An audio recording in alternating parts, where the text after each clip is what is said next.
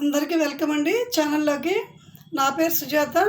మరి ప్రకృతి అందాలను ఇష్టపడిన వాళ్ళు ఎవరు ఉండరు. మరి అలాంటి హొయలులకించే ప్రకృతి అందాల ప్రాంతాన్ని ఇప్పుడు మీకు పరిచయం చేస్తాను.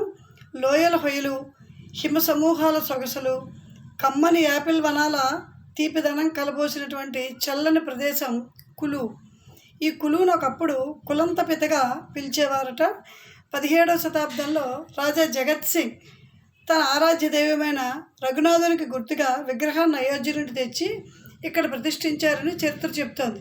ప్రతి ఏటా రఘునాథోత్సవాలు ఇక్కడ అత్యంత వైభవంగా జరుగుతాయి.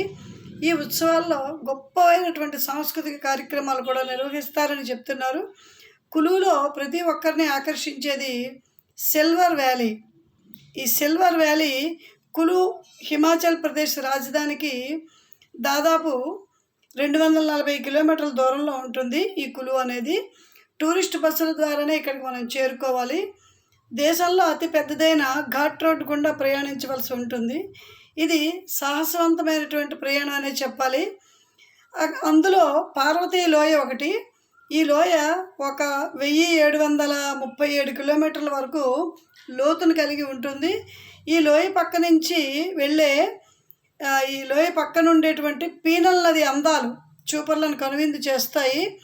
మెలమెలా మెరుస్తూ గలగలా పారే ఈ నది అందాలు చూడడానికి సందర్శకులు పోటీ పడుతూ ఉంటారని చెప్పడంలో అతిశయోక్తి ఎంత మాత్రమూ లేదు.